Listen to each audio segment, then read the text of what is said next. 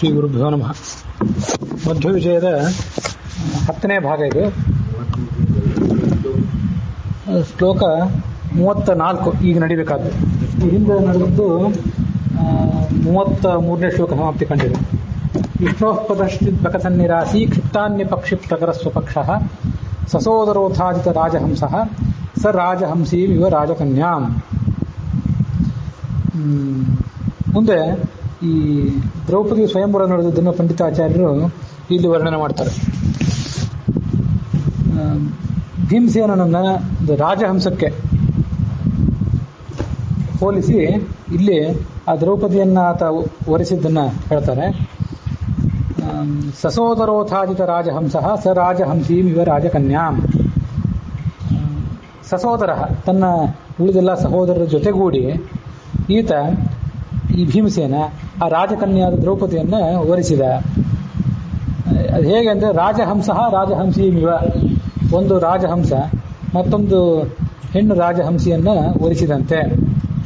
ಈ ಮೇಲಿನ ಪೂರ್ವಾರ್ಧ ಏನಿದೆ ಅಲ್ಲಿ ಬಂದಂತಹ ಕೆಲವು ವಿಶೇಷಣಗಳು ರಾಜಹಂಸಕ್ಕೆ ಮತ್ತು ಒಬ್ಬ ರಾಜನಿಗೆ ಇಬ್ಬರಿಗೂ ಹೊಂದಾಣಿಕೆ ಆಗುವಂತಹ ಕೆಲವು ವಿಶೇಷಣಗಳು ಅದನ್ನ ವರ್ಣನೆ ಮಾಡ್ತಾರೆ. ವಿಷ್ಣು ಪದಶ್ರಿತ, ವಿಷ್ಣು ಪದ ಅಂತಂದ್ರೆ ಒಂದು ಭಗವಂತನ ಪಾದ, ಮತ್ತೊಂದು ಆಕಾಶ. ಭೀಮಸೇನ ಭಗವಂತನ ಪಾದದಲ್ಲಿ ಆಸಕ್ತ, ಭಗವಂತನ ಪಾದವನ್ನು ಆಶ್ರಯಿಸಿಕೊಂಡಿದ್ದವನು. ಮತ್ತೆ ರಾಜಹಂಸ ಅದು ಆಕಾಶವನ್ನು ಆಶ್ರಯಿಸಿಕೊಂಡಿದ್ದು, ಆಕಾಶದಲ್ಲಿ ಸಂಚಾರ ಮಾಡೋದು. ಹೀಗೆ ವಿಷ್ಣು ಪದ ಅಂತ ಅನ್ನೋದಕ್ಕೆ ಆಕಾಶ ಅಂತ ಕೂಡ ಹೆಸರಿದೆ. ಹಾಗಾಗಿ ಅದು ಎರಡಕ್ಕೂ ಹೊಂದಾಣಿಕೆ ಆಗ್ತದೆ. ಬಕಸನ್ನಿರಾಸಿ, ಇದು ನೋಡ್ರಿ, ಬಕನನ್ನ ಹೊಡೆದಟ್ಟಿದ್ದು. ಬಕನನ್ನು ಹೊಡೆದಟ್ಟೋದು ಅಂದರೆ ಭೀಮಸೇನ ಬಕಾಸುರನನ್ನ ದಮನ ಮಾಡಿದ್ದ.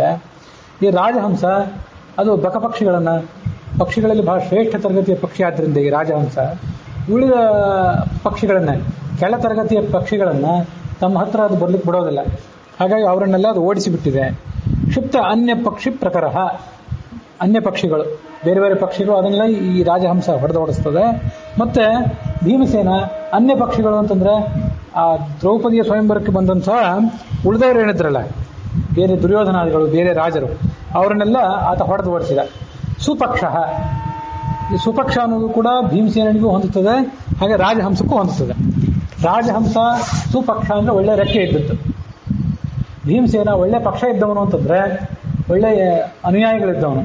ಅವನಿಗೆ ದೃಪದನಂಥ ಬೀಗರು ಮತ್ತೆ ಕೃಷ್ಣ ಯಾದವರಂಥ ಹಿತೈಷಿಗಳು ಇವರೆಲ್ಲ ಇದ್ರು. ಹಾಗಾಗಿ ಪಕ್ಷ ಅಂತಂದ್ರೆ ಒಂದ್ ಕಡೆ ರೆಕ್ಕೆ, ಮತ್ತೊಂದು ಕಡೆ ನಮ್ಮವರಾದಂಥ ವ್ಯಕ್ತಿಗಳು.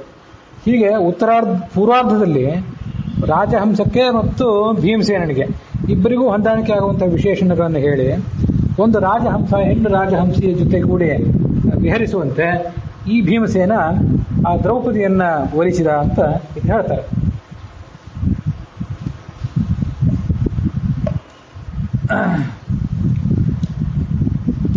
ಇಂದೀವರ ಶ್ರೀಜೈ ಸುಂದರಾಭಂ ಸ್ಮೇರಾನನೇಂದುಂ ದೈತಂ ಮುಕುಂದಂ ಸ್ವಮಾತುಲೇಯಂ ಕಮಲಾಯತಾಕ್ಷಂ ಸಮಭ್ಯನಂದ ಸುಚಿರಾಯ ಭೀಮಃ. ಮುಂದೆ ಆ ದ್ರೌಪದಿಯ ಸ್ವಯಂವರದ ಸಂದರ್ಭದಲ್ಲೇ ಅವನಿಗೆ ಕೃಷ್ಣನ ಭೇಟಿಯಾಯಿತು. ಆ ಕೃಷ್ಣನ ಭೇಟಿಯಾಗಿದ್ದನ್ನ, ಕೃಷ್ಣನಿಗೆ ಈ ಪಾಂಡವರು, ಭೀಮಸೇನ ಇವರೆಲ್ಲರೂ ನಮಸ್ಕರಿಸಿದ್ದನ್ನ ಈ ಪದ್ಯದಲ್ಲಿ ಹೇಳ್ತಾರೆ. ದೈತಂ ಮುಕುಂದಂ, ಅತ್ಯಂತ ಪ್ರೀತಿಪಾತ್ರನಾದವನು ಮುಕುಂದ. ಅಂಥವನು ಇಂದೀವರ ಶ್ರೀ ಜೈ, ಇಂದೀವರ ಕಮಲ, ಆ ಕಮಲದ ಕಾಂತಿಯನ್ನು ಕೂಡ ಸೋಲಿಸುವಂಥ ಸೊಬಗಿದ್ದವನು. ಸ್ಮೇರಾನಣಿ ಎಂದು, ಸ್ಮೇರ ಅಂದ್ರೆ ಮಂದಹಾಸ, ಆ ಮಂದಹಾಸದಿಂದ ಕೂಡಿದಂತಹ ಮುಖಚಂದ್ರ ಇದ್ದವನು ಕೃಷ್ಣ. ಸ್ವಮಾತುಲೇಯ, ಪಾಂಡವರಿಗೆ ಸೋದರ ಮಾವನ ಮಗ. ಕಮಲಾಯತಾಕ್ಷ, ಕಮಲದಂತೆ ಕಣ್ಣಿದ್ದವನು. ಅಂಥ ಕೃಷ್ಣನನ್ನ ಇವರೆಲ್ಲರೂ ಕೂಡ ನಮಸ್ಕರಿಸಿದರು ಪಾಂಡವರೆಲ್ಲರೂ. ಮಹಾಗದಂ ಚಂಡರಣಂ ಪೃಥಿವ್ಯಾಂ ಬಾರ್ಹದ್ರಥಂ ಮಂಕುಜಿರಸ್ಯ ವೀರಃ ರಾಜಾರಮತ್ಯುಜ್ವಲರಾಜಸೂಯಂ ಚಕಾರ ಗೋವಿಂದ ಸುರೇಂದ್ರಜಾಭ್ಯಾಂ. ಇಲ್ಲಿ ಜರಾಸಂಧನ ಸಂಹಾರ ಅದಾದ ಬಳಿಕ ರಾಜಸೂಯಾಗ ಭೀಮಸೇನ ಮಾಡಿಸಿದ್ದು ತನ್ನ ಅಣ್ಣನ ಮೂಲಕ, ಅದನ್ನು ವರ್ಣನೆ ಮಾಡ್ತಾರೆ. ಈ ಜರಾಸಂಧ ಈತ ಮಹಾಗದ, ದೊಡ್ಡ ಗದೆಯನ್ನು ಹೋರಾಟ ಮಾಡುವಂಥವನು. ಚಂಡರಣ, ಮಹಾಪರಾಕ್ರಮಿಯಾದವನು, ಯುದ್ಧದಲ್ಲಿ ತನ್ನ ಪರಾಕ್ರಮವನ್ನು ತೋರಿಸುವಂಥವನು. ಬಾರಹದ್ರಥಂ, ಬೃಹದ್ರಥನ ಮಗ, ಅವನನ್ನ ಮಂಕ್ಷು ಕೂಡಲೇ ಸೋಲಿಸಿದ. ಮತ್ತೆ ರಾಜಾನಂ ಅತ್ಯುಜ್ವಲ ರಾಜಸೂಯಂ ಚಕಾರ. ರಾಜ ಅಂದರೆ ಯುಧಿಷ್ಠಿರ, ತನ್ನ ಅಣ್ಣನಾದಂಥ ಯುಧಿಷ್ಠಿರನ ಕಡೆಯಿಂದ ಅತ್ಯಂತ ವೈಭವದಿಂದ ಕೂಡಿದಂತಹ ರಾಜಸೂಯ ಯಾಗವನ್ನು ಮಾಡಿಸಿದ. ಅದು ಹೇಗೆ ಆ ಜರಾಸಂಧನನ್ನು ಕೊಲ್ಲುವ ಕೆಲಸ ಇತ್ಯಾದಿ ಕೆಲಸದಲ್ಲಿ ಮತ್ತು ದಿಗ್ವಿಜಯದ ಕೆಲಸದಲ್ಲಿ ಅರ್ಜುನನ ಪಾತ್ರ ಬಹಳ ದೊಡ್ಡದಿತ್ತು. ಸುರೇಂದ್ರ ಅಂದರೆ ಇಂದ್ರ, ಆತನಿಂದ ಹುಟ್ಟಿದಂಥ ಅರ್ಜುನ, ಆ ಅರ್ಜುನ ಮತ್ತು ಗೋವಿಂದ ಪರಮಾತ್ಮ, ಇವರಿಬ್ಬರ ಸಹಾಯವನ್ನು ಪಡ್ಕೊಂಡು ಇವರಿಬ್ಬರ ಜೊತೆಗೂಡಿ ಆತ ಮಗಧ ರಾಜ್ಯಕ್ಕೆ ಹೋಗಿದ್ದ. ಅಲ್ಲಿ ಜರಾಸಂಧನನ್ನು ದಮನಿಸಿದ. ಅದಾದಮೇಲೆ ರಾಜಸೂಯ ಯಾಗ ನಡೀತು. ಅಂಥದ್ದೆಲ್ಲ ವರ್ಣನೆ ಈ ಪದ್ಯದಲ್ಲಿ ಹೇಳ್ತಾರೆ. ದುಶ್ಯಾಸನೇನ ಕ್ಲಿತಾನ್ ಪ್ರಿಯಾಯ ಸೂಕ್ಷ್ಮ ನರಾಲ ನಸಿತಾಂಶ್ಚ ಕೇಶಾನ್ ಜಿಘಾಂಸಯ ವೈರಜನಸ್ಯ ತೀಕ್ಷ್ಣಃ ಸಪೃಷ್ಟ ಸರ್ಪ ನಿವಸಂಚಿಕಾಯ. ಸೂಕ್ಷ್ಮ ನರಾಲ ಕೆಲವು ಕಡೆ ಲ ಅಂತ ಪಾಠ ಇದೆ. ಗೋವಿಂದಾಚಾರ್ಯ ಪಾಠದಲ್ಲಿ ಸೂಕ್ಷ್ಮ ನರಾಳ ನಸಿತಾಂಶ ಕೇಶಾನ್ ಳ. ಅದು ಹೌದು. ಈ ಹಿಂದೆ ಪ್ರಾಚೀನ ಸಂಸ್ಕೃತದೊಳಗೆ ಲದ ಬಳಕೆ ಹೆಚ್ಚಿತ್ತು. ಪಾಣಿನಿ ಸಂಸ್ಕೃತ ಬಂದ ಮೇಲೆ ಲದ ಬಳಕೆ ಕಡಿಮೆ ಆಗಿಬಿಡ್ತು. ಆತ ತನ್ನ ಸೂತ್ರಗಳಲ್ಲಿ ಅವತ್ತೊಂದು ದಿವಸ ನಾನು ಹೇಳಿದ್ನಲ್ಲ, ಆತ ನರ್ತನ ಮಾಡಿ 14 ಬಾರಿ ಡಮರು ನುಡಿಸಿದ. ಆಗ 14 ಸೂತ್ರಗಳು ಹೊರಹೊಮ್ಮಿದವು, ಐಗುಣ ಇತ್ಯಾದಿ. ಆ ಸೂತ್ರಗಳಲ್ಲಿ ಸಂಸ್ಕೃತ ಭಾಷೆಯ ಮೂಲಾಕ್ಷರಗಳು ಕಾಣಿಸ್ತವೆ, ಆದರೆ ಳ ಅಲ್ಲಿಲ್ಲ. ಎರಲ ಅವೆಲ್ಲ ಇವ, ಆದರೆ ಳ ಇಲ್ಲ ಅಲ್ಲಿ. ಹಾಗಾಗಿ ಆತ ಅದನ್ನು ಬಿಟ್ಟುಬಿಟ್ಟ. ಇವು ವಸ್ತುತಃ ಮೂಲ ಭಾಷೆ ಒಳಗೆಲ್ಲ ಇದ್ದದ್ದೇ ಅದು. ಆಚಾರ್ಯರು ತಮ್ಮ ಪ್ರಯೋಗದಲ್ಲಿ ಅದನ್ನು ಮಾಡಿದ್ದೆ, ಮತ್ತು ಅದನ್ನು ಬರೆದಿಟ್ಟಂಥ ಋಷಿಕೇಶ ತೀರ್ಥರವರೆಲ್ಲ ಮಾಡಿಟ್ಟದ್ದೆ. ಹಾಗಾಗಿ ಳ ಅನ್ನೋದನ್ನು ತಗೊಂಡ್ರೆ ಕೆಲವು ಕಡೆ ಳ, ಕೆಲವು ಕಡೆ ಲ, ಅದಕ್ಕೆಲ್ಲ ವ್ಯತ್ಯಾಸ ಇದೆ. ಕಾಲ ಅಂದರೆ ಸಮಯ, ಕಾಳ ಅಂತಂದರೆ ಕಪ್ಪು ಬಣ್ಣ ಇದ್ದವನು. ಹೀಗೆ ಬೇರೆ ಬೇರೆ. ಹೌದೌದು, ಅದನ್ನು ಬಹುಳ ಇಂಥದನ್ನೆಲ್ಲ ಅವರು ಬೇಕಾದಷ್ಟು ಕಡೆ ಗೋವಿಂದಾಚಾರ್ಯ ಅದನ್ನು ತಮ್ಮ ಸಾಹಿತ್ಯದಲ್ಲೆಲ್ಲ ಅದನ್ನು ಹೆಚ್ಚು ಪ್ರಚಾರಕ್ಕೆ ತಂದರು. ಹಾಗಾಗಿ ಸಂಸ್ಕೃತ ಭಾಷೆಯ ವೈಶಿಷ್ಟ್ಯ ಅದನ್ನು ತರಬೇಕು. ಈಗ ಕೆಲವರು ಕನ್ನಡ ಭಾಷಾ ವ್ಯಾಕರಣ ತಯಾರು ಮಾಡುವವರು ಕೂಡ ಮತ್ತು ಕನ್ನಡ ಭಾಷಾ ಶಿಕ್ಷಕರು ಕೂಡ ಕಷ್ಟ ಆಗ್ತದೆ ಅಂತೇಳಿ ಕೆಲವು ಉಚ್ಚಾರಗಳನ್ನು ಕೈ ಬಿಟ್ಟಿದ್ದಾರಲ್ಲ, ಅಂಥದ್ದೇ ಇದೊಂದು. ಹಾಗಾಗಿ ವಸ್ತುತಃ ಳ ಅನ್ನೋದು ಇರಬೇಕು. ಅಲ್ಲಲ್ಲಿ ದಳ ಇತ್ಯಾದಿ ಕಡೆಗಳಲ್ಲಿ ಳ ಅಂತ ಇರಬೇಕು. ಸಾಮಾನ್ಯವಾಗಿ ಶಬ್ದದ ಕೊನೆಗೆ ಲ ಬಂದರೆ ಅದೆಲ್ಲ ಳನೇ ಸಾಮಾನ್ಯವಾಗಿ ನಿಯಮ. ಇಲ್ಲಿ ರಾಜಸೂಯ ಯಾಗದ ಬಳಿಕ ಜೂಜಿನ ಆಟ ನಡೆದದ್ದು, ಜೂಜಿನ ಆಟ ಸಂದರ್ಭದಲ್ಲಿ ದ್ರೌಪದಿಗೆ ಅವಮಾನ ಆಗಿದ್ದು, ಇದನ್ನೆಲ್ಲ ವರ್ಣನೆ ಮಾಡ್ತಾರೆ. ದ್ರೌಪದಿಯ ಕೇಶಪಾಶಗಳನ್ನು ಈ ಭೀಮಸೇನ ಕಟ್ಟಿ ದುರ್ಯೋಧನ ದುಶ್ಯಾಸನಾದಿಗಳಿಂದ ಮುಂದೊಂದು ಕಾಲದಲ್ಲಿ ಸದೆ ಪಡಿತೀನಿ ಅಂತ ಪ್ರತಿಜ್ಞೆ ಮಾಡಿದ್ದು, ಅದನ್ನೆಲ್ಲ ಹೇಳ್ತಾರೆ. ದುಶ್ಯಾಸನ ತನ್ನ ಪ್ರಿಯ ಅಂದರೆ ದ್ರೌಪದಿ, ಅವಳ ಕೇಶಪಾಶಗಳನ್ನು ಆಕುಲಿತ ಅಸ್ತವ್ಯಸ್ತ ಮಾಡಿಬಿಟ್ಟಿದ್ದ. ಸೂಕ್ಷ್ಮವಾದಂಥ ಕೇಶಪಾಶಗಳು, ಸುಂದರವಾದಂಥ ಕೇಶಪಾಶ, ಅರಾಲ ವಕ್ರವಾದದ್ದು, ಅಸಿತ ಕಪ್ಪಾದದ್ದು, ಕೇಶಾನ್ ಅಂಥ ಕೇಶಪಾಶಗಳನ್ನು.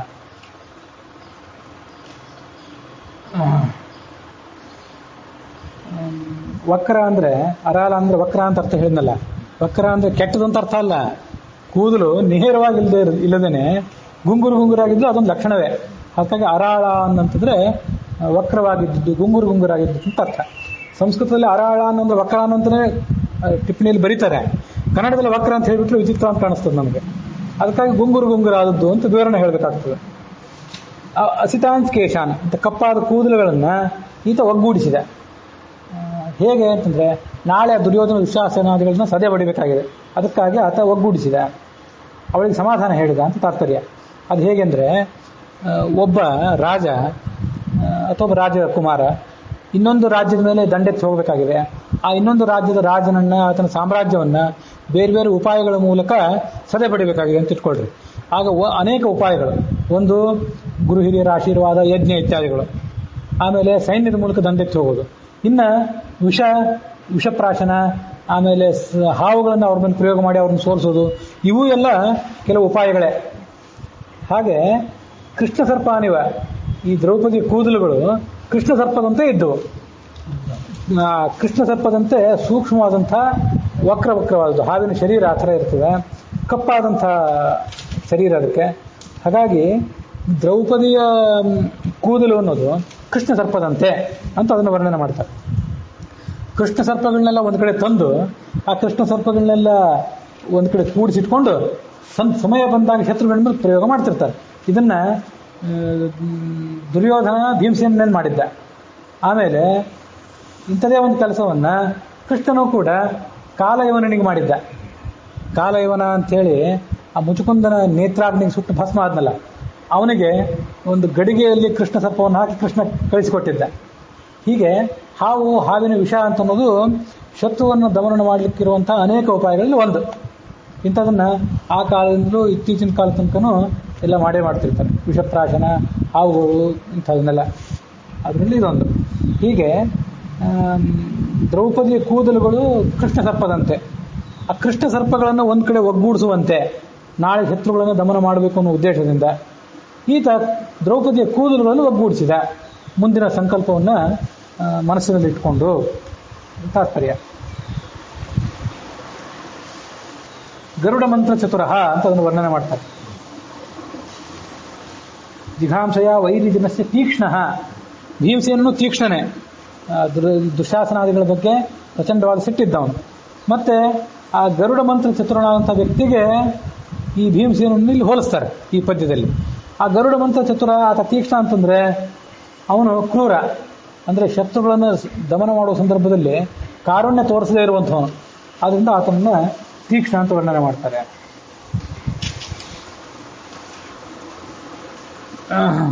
ಜಾಜ್ವಲ್ಯಮಾನಸ್ಯ ವನೇವಲೇರಂ ದಿಧಕ್ಷತಃ ಪಾರ್ಥಿವಸಾರ್ಥಮುಗ್ರಂ ಸತ್ವಾನಿ ಪುಂಸಾಂ ಭಯದಾನಿ ನಾಶಂ ತ್ರಿಕೋದರಾಗ್ನೇರ್ಗುರುತೇಜಸಾ ಪುಹು. ಇಲ್ಲಿ ಮುಂದೆ ಅವರು ಕಾಡಿಗೆ ಹೋಗಿದ್ದು, ಆ ಕಾಡಿನಲ್ಲಿ ಅವರು ಬೇರೆ ಬೇರೆ ಕೃತ್ಯಗಳನ್ನೆಲ್ಲ ಮಾಡಿದ್ದನ್ನ ವರ್ಣನೆ ಮಾಡ್ತಾರೆ. ಈ ಪದ್ಯ ಇದ್ರ ಮುಂದಿನ ಪದ್ಯ, ಅದರ ಕೆಲವು ಮುಂದಿನ ಪದ್ಯಗಳಲ್ಲಿ ಎಲ್ಲ ಕಡೆನೂ ಕೂಡ ಆತ ಈ ಭೀಮಸೇನ ಅಗ್ನಿಯಂತೆ ವರ್ತಿಸಿದ. ಅಗ್ನಿ ಒಂದು ಕಾಡಿನಲ್ಲಿ ಹರಡ್ಕೊಂಡ್ರೆ, ಕಾಡ್ಗಿಚ್ಚು ಒಂದು ಕಡೆ ವ್ಯಾಪಿಸಿದ್ರೆ ಏನೇನಾಗಬಹುದು, ಆ ಥರ ಭೀಮಸೇನನ್ನು ಅಗ್ನಿಗೆ ಹೋಲಿಸಿ ವರ್ಣನೆ ಮಾಡ್ತಾರೆ. ವಸ್ತುತಃ ಅದು ಪ್ರಾಣಾಗ್ನಿನೇ ಅವನು. ಹಾಗಾಗಿ ಆ ಪ್ರಾಣಾಗ್ನಿಗೆ ಹೋಲಿಸಿ ಭೀಮಸೇನನ್ನು ವರ್ಣನೆ ಮಾಡ್ತಾರೆ. ಏನೇನು ಕೆಲಸ ಆಗಬೇಕು? ಜಾಜ್ವಲ್ಯಮಾನಸ್ಯ ವನೇಲಂ. ಒಂದು ಕಾಡ್ಗಿಚ್ಚು ಒಂದು ಕಾಡಿಗೆ ಹತ್ಕೊಂಡ್ರೆ ಪಕ್ಕದ ಕಾಡಿಗೂ ಹಬ್ತದೆ. ಹಾಗೆ ಇವರು ಕಾಮ್ಯಕವನ, ದ್ವೈತವನ ಅಂತ ಹೀಗೆ ಆ ಕಡೆ ಈ ಕಡೆ ಅಡ್ಡಾಡಿದ್ರು. ಅಲ್ಲಿರುವಂಥ ಕಿರ್ಮೀರ ಮೊದಲಾದ ದೈತ್ಯರನ್ನ ಸದೆ ಪಡೆದ್ರು. ಅಗ್ನಿಯೂ ಕೂಡ ಜಾಜ್ವಲ್ಯಮಾನ, ಭೀಮಸೇನನು ಕೂಡ ಜಾಜ್ವಲ್ಯಮಾನನೇ. ಕಾಡಿಗೆ ಬಂದಾಗಿಂದನೂ ಶತ್ರುಗಳನ್ನು ಯಾವತ್ತೂ ಸದೆ ಬಡಿಲಿ ಅಂತಲೇ ಕಾಯ್ತಿದ್ದ ಅವನು. ವನೇಮನೇರಂ ದಿಧಕ್ಷತಃ ಪಾರ್ಥಿವ ಸಾರ್ಥ ಮುಗ್ರಂ. ಆ ಅಗ್ನಿ ಎಲ್ಲ ಗಿಡಗಳನ್ನು ಸುಟ್ಟಾಕುವಂಥ ಸ್ವಭಾವ ಇದ್ದಿತ್ತು. ಪಾರ್ಥಿವ ಅಂತಂದ್ರೆ ಗಿಡಗಳು, ಅದರ ಸಾರ್ಥ ಅಂದ್ರೆ ಗುಂಪು. ಈ ಭೀಮಸೇನ, ದುರ್ಯೋಧನ, ಆತನ ಕಡೆಯ ರಾಜರು ಇವ್ರನ್ನೆಲ್ಲ ಸದೆ ಬಡಿಬೇಕು ಅಂತ ಯಾವತ್ತೂ ಮನಸ್ಸಿನಲ್ಲಿ ಸಂಕಲ್ಪ ಇಟ್ಕೊಂಡು ಕೂತ್ಕೊಂಡಂಥವನು. ದಿಧಕ್ಷತಃ ಅಂದ್ರೆ ಸುಟ್ಟು ಹಾಕಬೇಕು, ನಾಶ ಮಾಡಬೇಕು ಅಂತ ಆಲೋಚನೆ ಇದ್ದವನು ಅಂತ ಅರ್ಥ. ಅದಕ್ಕೆ ವೃಕೋದರಾಗ್ನೇಹೆ, ವೃಕೋದರ ಅನ್ನುವ ಹೆಸರಿನ ಒಂದು ಅಗ್ನಿ. ಭೀಮಸೇನ ಅನ್ನೋದೇ ಒಂದು ಅಗ್ನಿ. ಆ ಅಗ್ನಿಯ ಪ್ರಭಾವಕ್ಕೆ ಸಿಕ್ಕು ಎಷ್ಟೋ ಪ್ರಾಣಿಗಳು, ಸತ್ವಾನಿ ಪುಂಸಾಂ ಭಯದಾನಿ, ಕಾಡಿನಲ್ಲಿ ಭಯಂಕರ ಜೀವಿಗಳೆಲ್ಲ ಇರ್ತವೆ, ಹಾವುಗಳು, ಕ್ರೂರ ಪಶುಗಳು, ಇವೆಲ್ಲ. ಕಾಡಿನಲ್ಲಿ ಯಾರು ಯಾತ್ರಿಕರು, ತೀರ್ಥಯಾತ್ರಿಕರೆಲ್ಲ ಹೋದರೆ ಅವರಿಗೆಲ್ಲ ಭಯನೇ ಆ ಪ್ರಾಣಿಗಳ ಮೂಲಕ. ಅಂಥ ದುಷ್ಟ ಪ್ರಾಣಿಗಳೆಲ್ಲ ಮತ್ತು ದುಷ್ಟ ರಾಕ್ಷಸರೆಲ್ಲ ಭೀಮಸೇನ ಕೈಯಿಂದ ಸತ್ರು. ಹಾಗೆ ಅಗ್ನಿ ಒಂದು ಕಾಡ್ಗಿಚ್ಚು ಕಾಡಿನೊಳಗೆ ವ್ಯಾಪಿಸಿದರೆ ಅಲ್ಲಿರುವಂಥ ದುಷ್ಟ ಪ್ರಾಣಿಗಳನ್ನ, ಪಕ್ಷಿಗಳನ್ನ, ಹಾವುಗಳನ್ನೆಲ್ಲ ಅದು ಸುಟ್ಟಾಗ್ತದೆ.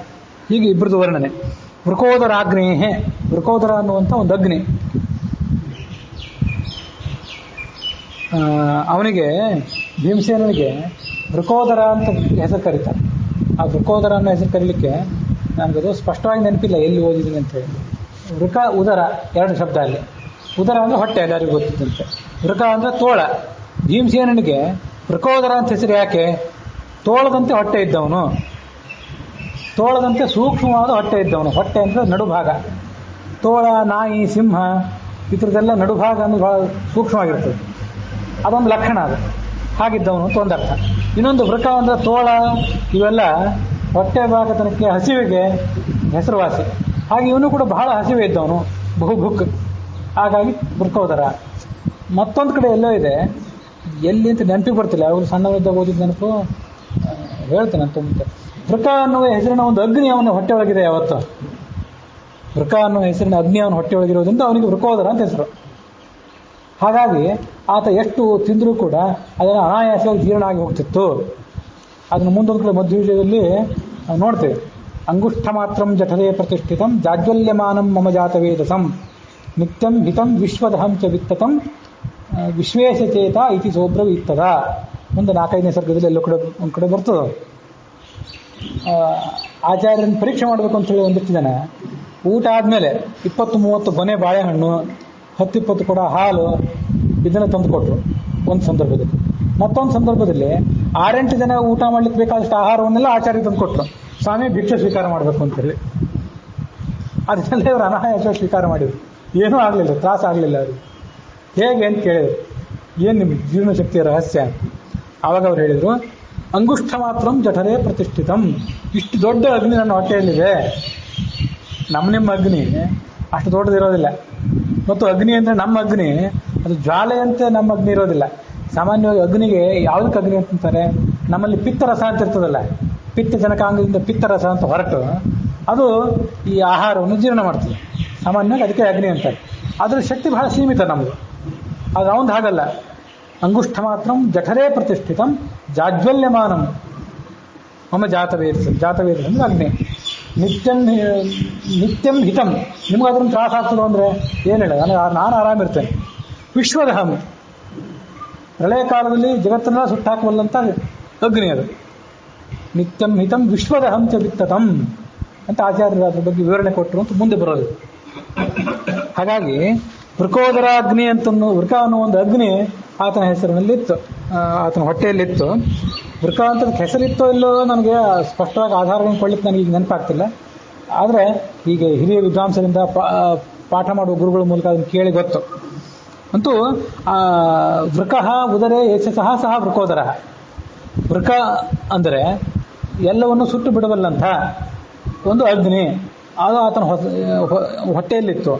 ಅಗ್ನಿಗೆ ವೃಕ ಅಂತ ಹೆಸರಿಲ್ಲದೇ ಇದ್ರೂ ವೃಕ ಅನ್ನುವ ಶಬ್ದದಿಂದ ಧಾತು ಪ್ರತ್ಯಯಗಳನ್ನು ಸಂಗಮ ಮಾಡಿ ಅದರ ಮೂಲಕ ಎಲ್ಲವನ್ನು ನಾಶಪಡಿಸಬಲ್ಲಂಥ ಅಗ್ನಿ ಅಂತ ಅರ್ಥ ಹೊರಡಿಸೋದೇನು ಕಷ್ಟ ಅಲ್ಲ. ಅದು ಹೊಟ್ಟೆಯೊಳಗೆ ಇದ್ದದ್ದು ಹೌದು. ಯಾಕಂದ್ರೆ ಇದೇ ಭೀಮಸೇನ ಆ ಪ್ರಮಾಣ ಕೋಟಿಯ ಒಳಗೆ ಬಿದ್ದಿದ್ನಲ್ಲ, ಅಲ್ಲಿ ತನ್ನ ತಾಯಿಯ ಅಜ್ಜನ ಮನೆಗೆ, ಅಜ್ಜ ಮುತ್ತಜ್ಜನ ಮನೆಗೆ ಹೋಗಿದ್ದ. ದ್ರೌಪದಿಯ ಅಜ್ಜ ಮುತ್ತಜ್ಜನ ಮನೆಗೆ. ಅಲ್ಲಿ ಅವನಿಗೆ 30 ಕೊಡ ಟಾನಿಕ್ ಕೊಟ್ಟರು ಅಂತ ಬಂದಿತ್ತು ಹಿಂದೆ. ಅದು ಪೇಯ, ಅದು ಕುಡಿದ್ರೆ ಹೊಸ ಶಕ್ತಿ ಬಂದು ಮನುಷ್ಯ ನವತರುಣನಂತೆ ಆಗ್ತಾನೆ ಅಂಥದ್ದೊಂದು ದಿವ್ಯವಾದಂಥ ಪೇಯ. ಅಂಥದ್ದು ಎಷ್ಟು ಕುಡಿತಾನೋ ಅವ್ನು ಕೊಡ್ರಿ ಅವನಿಗೆ ಅನ್ನಂತ ಹಿರಿಯ ಅಜ್ಜ. ಇವನು ಕುಡದೇ 30-40 ಕೊಡ ಅಂತ ಮಹಾಭಾರತದಲ್ಲಿ ವರ್ಣನ ಇದೆ. ಅಂಥ ಶಕ್ತಿ ಅವನು. ಹಾಗಾಗಿ ಆ ಅಗ್ನಿ ಆ ಜಗತ್ತಿನಲ್ಲಿ, ಆ ಕಾಡಿನಲ್ಲಿರುವಂಥ ಎಲ್ಲ ದುಷ್ಟ ಪ್ರಾಣಿಗಳನ್ನ ಸುಟ್ಟು ಭಸ್ಮ ಮಾಡಿತು.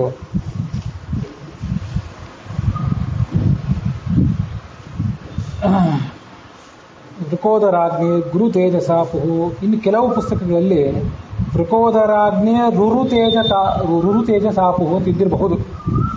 ಗುರು ತೇಜಸ್ ಅಂದರೆ ಪ್ರಬಲವಾದ ಝಳ, ಪರಾಕ್ರಮ. ಗುರು ಬದಲಾಗಿ ಉರು ಅಂತಿದ್ರೆ ಅದಕ್ಕೂ ಅದೇ ಅರ್ಥನೇ. ಉರು ಅಂದರೆ ಹೆಚ್ಚಿನದಂತಲೇ ಅರ್ಥ. ಹಾಗಾಗಿ ವೃಕೋದರಾಗ್ನೇಹೇ ಗುರು ತೇಜಸ ಅಥವಾ ವೃಕೋದರಾಗ್ನೇ ರುರು ತೇಜಸ. ಅದು ವೃಕೋದರಾಗ್ನೇ ಮುಂದೆ ಹೂ ಬಂದಾಗ ಆ ಹೂ ಇದ್ದದ್ದು ಹಿಂದಿನ ಸಂಧಿ ಇತ್ಯಾದಿಗಳ ನಿಯಮದ ಪ್ರಕಾರ ವೃಕೋದರಾಗ್ನೇ ರುರು ಅಂತ ಆಗಿಬಿಡ್ತದೆ. ಹಾಗ ಒಂದು ಕಡೆ ಪಾಠ ಇದೆ ನಿಮ್ಮ ಪುಸ್ತಕದಲ್ಲಿ, ಹೇಗಿದ್ರೂ ತಪ್ಪೇನಲ್ಲ. ಭೋಗಾಧಿಕ ಭೋಗವತೋ ಋಣಾಕ್ಷಾನ್ ಇತಸ್ತತ ಸಂವಲತೋ ಧರೇಂದ್ರೆ, ಕೆಲವು ಕಡೆ ಸಂಚಲತೋ ಧರೇಂದ್ರೆ, ಬಹೂನ್ ದ್ವಿಜಿಹ್ವಾನ್ ಮಣಿಮತ್ ಪುರೋಗಾನ್ ಅಸೌಕಟೂನ್ ಕ್ರೋಧ ವಶಾನ್ ಜಘಾನ. ಸಂಚಲತೋ ಅಂತ ಎಲ್ಲ ಕಡೆ, ಸಂವಲತೋ ಅಂಥೇಳಿ ಗೋವಿಂದಾಚಾರ್ಯರ ಪಾಠ. ಅವರು ಅದೇ ಈ ವೇದಾಂಗ ತೀರ್ಥರು ಆ ಕೆಲವು ಟಿಪ್ಪಣಿಗಳು ಮತ್ತು ಅಷ್ಟಮಠದಲ್ಲಿರುವಂಥ ಬೇರೆ ಬೇರೆ ಕೆಲವು ಪುಸ್ತಕಗಳು ಇದನ್ನೆಲ್ಲ ನೋಡಿ ಅಂಥ ಕೆಲವು ಪಾಠಗಳನ್ನು ಹಾಕಿರ್ತಾರೆ. ಪದಾರ್ಥ ದೀಪಿಕಾ ಅಂತ ಅದು ವೇದಾಂಗ ತೀರ್ಥರ ಪಾಠ. ಅದರ ಪ್ರಕಾರ ಸಂವಲತಃ ಅಂದರೆ ಸಂಚರಂತಹ ಅಂತ ಹಾಗೆ ಅರ್ಥ ಅದಕ್ಕೆ.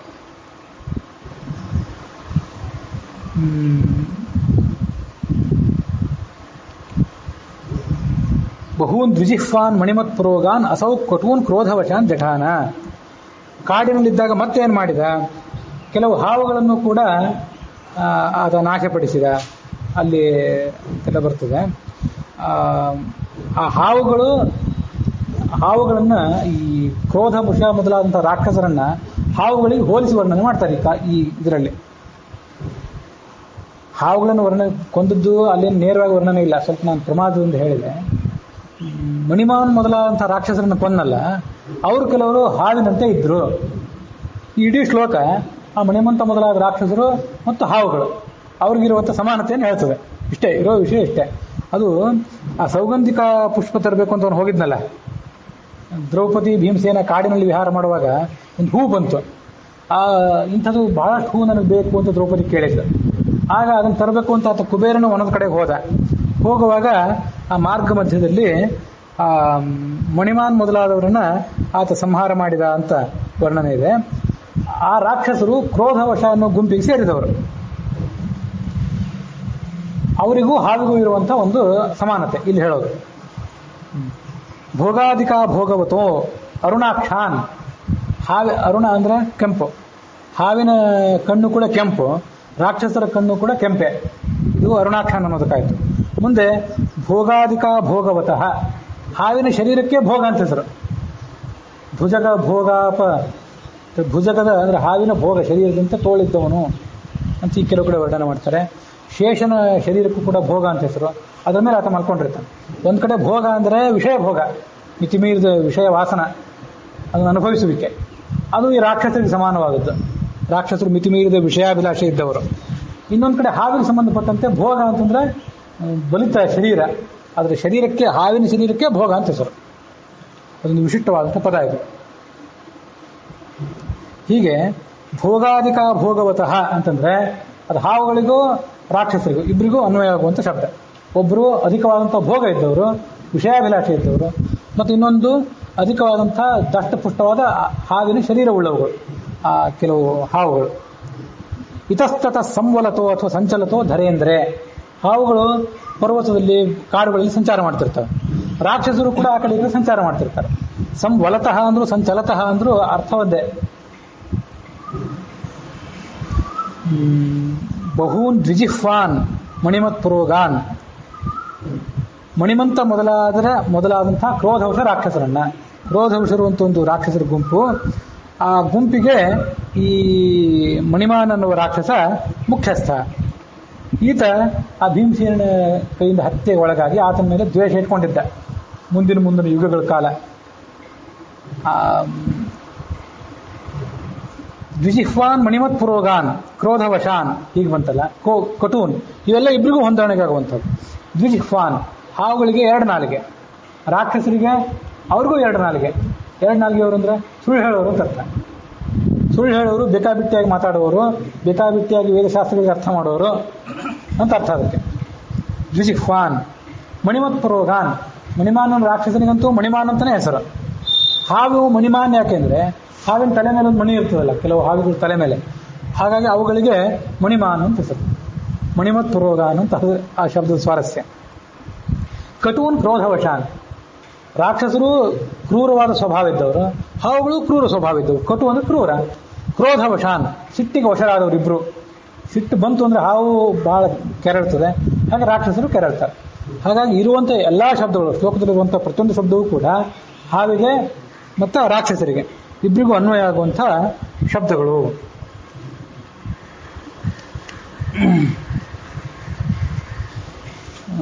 ಸಂವಲತಃ. ಈ ಸಂಚಲತಃ ಅಂತಂದ್ರೆ ಸಂಚಾರ ಮಾಡೋದಂತ ಅರ್ಥ. ಸಂವಲತಃ ಅಂತಿದ್ರೆ ಅದು ಅದೇ ಅರ್ಥ. ಆದರೆ ಸಂವಲತಃ ಅಂತನ್ನೋದು ಆ ಹಾವಿನ ಚಲನೆಯನ್ನು ಕೂಡ ಸ್ವಲ್ಪ ಹೆಚ್ಚು ಅರ್ಥವತ್ತಾಗಿ ತೋರಿಸ್ತದೆ. ಅದಕ್ಕಾಗಿ ಆ ಪಾಠ ಚೆನ್ನಾಗಿದೆ ಅಂತ ಅನಿಸಿರ್ಬೇಕು ವೇದಾಂತ ತೀರ್ಥರಿಗೆ. ನಾವು ನೀವು ಸಂಚಾರ ಮಾಡೋದು, ನಾವು ನೀವು ಪ್ರಾಣಿಗಳು ಇವೆಲ್ಲ ಸಂಚಾರ ಮಾಡೋದು. ಹಾವು ನಡೆಯೋದಿಲ್ಲ, ಚಲನ ಅಂದ್ರೆ ನಡೆಯೋದಿಲ್ಲ, ಹಾವಿಗೆ ನಡಿಲಿಕ್ಕೆ ಬರೋದಿಲ್ಲ. ವಲನ ಅಂತಂದ್ರೆ ಹರಿಯೋದು ಓಡಾಡೋದು ಅಂತ ಅರ್ಥ. ಆ ದೃಷ್ಟಿಯಿಂದ ಸಂವಲನ ಅನ್ನೋ ಶಬ್ದ ವೇದಾಂತ ತೀರ್ಥರಿಗೆ ಸರಿ ಅನಿಸಿರ್ಬೇಕು. ಅದನ್ನು ಗೋವಿಂದಾಚಾರ್ಯ ಪಾಠದಲ್ಲಿ ತಗೊಂಡಿದ್ದಾರೆ. ಉಳಿದ ಕಡೆ ಎಲ್ಲ ಸಂಚಲತಃ ಅಂತಲೇ ಇದೆ. ಅದು ಹೆಚ್ಚು ವ್ಯತ್ಯಾಸ ಏನಾಗೋದಿಲ್ಲ 2 ಪಾಠ ಇದ್ರೂ ಕೂಡ. ಮತ್ತು ರೋಗಾನ್. ದ್ವಿಜಿಹ್ವರು ಅಂದರೆ ಮತ್ಸರೇಣ ಅಂತತವಾದಿನ, ಹೊಟ್ಟೆ ಕಿಚ್ಚಿನಿಂದ ಸುಳ್ಳನ್ನೇ ಆಡುವವರು ಯಾವತ್ತೂ ಕೂಡ. ತಿರುಚಿ ವಾಸ್ತವ ಸಂಗತಿಯನ್ನು ತಿರುಚಿ ಮಾತಾಡುವವರು ಅಂತನ್ನೋದು ಇದಕ್ಕೆ ಅರ್ಥ. ಅದಕ್ಕೆ ದ್ವಿಜಿಹ್ವಾನ್ ಅನ್ನೋ ಶಬ್ದಕ್ಕೆ ಅರ್ಥ. ಇಲ್ಲಿಗೆ 39ನೇ ಪದ್ಯ ಮುಕ್ತಾಯ ಕಂಡಿದೆ. ಮುಂದೆ ಆತ ಕೀಚಕ ಮೊದಲಾದವರನ್ನು ನಾಶ ಮಾಡಿದ್ದಿದೆ ಅಜ್ಞಾತವಾಸದಲ್ಲಿ. ಇಲ್ಲಿ ತನಕ ನಡೆದದ್ದು ಇದೆಲ್ಲ ವನವಾಸದ ವರ್ಣನೆ ತನಕ 39ನೇ ಪದ್ಯದಲ್ಲಿ ಬಂತು. ಅಜ್ಞಾತವಾಸ, ಮುಂದೆ ಯುದ್ಧ, ಅದೆಲ್ಲ 40-41ನೇ ಪದ್ಯದಲ್ಲಿ ಈ ಮುಂದೆ ಇದೆ. ಅದನ್ನು ನಾಳೆ ದಿವಸ ನೋಡೋಣ.